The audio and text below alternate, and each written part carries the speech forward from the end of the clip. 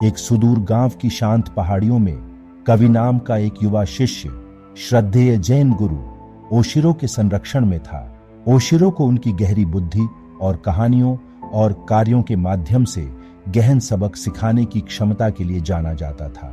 एक सुबह जैसे ही सूरज की कोमल किरणें गांव को गर्म करने लगी, कवि अपनी आंखों में एक अजीब सी चमक लेकर ओशिरो के पास आया।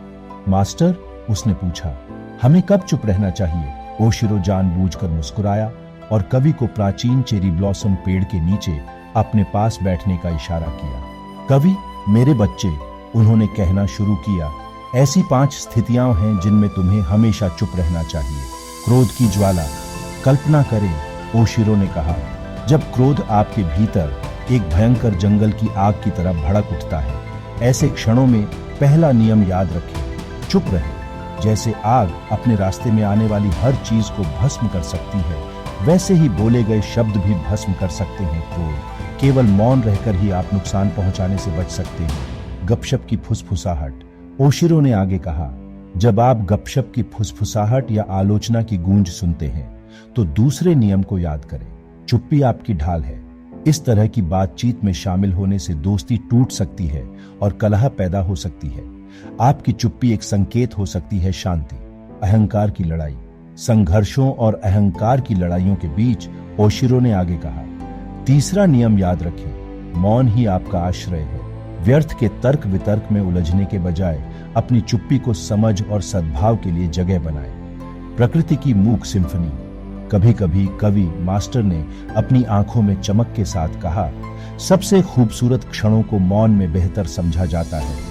प्रकृति की सुंदरता, जैसे शांत सूर्योदय या पत्तियों की सरसराहट, खुद ही बोलती है। शब्द कर सकते हैं, केवल उनकी प्रतिभा को कम करता है। बुद्धि के लिए विराम। ओशिरो की आवाज नरम हो गई। अंत में मेरे प्रिय कवि, किसी प्रश्न या स्थिति का जवाब देने से पहले मौन में रुके। आपके शब्दों को जल्दबाजी से नहीं बल्कि ज्ञान से निर्देशित होना चाहिए। यह 5वां नियम है। कवि ने ध्यान से सुना।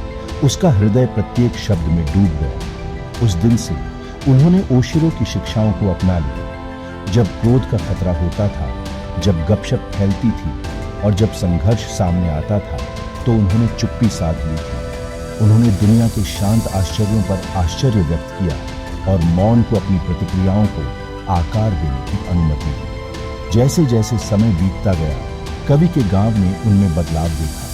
उनकी उपस्थिति से शांति का एहसास हुआ।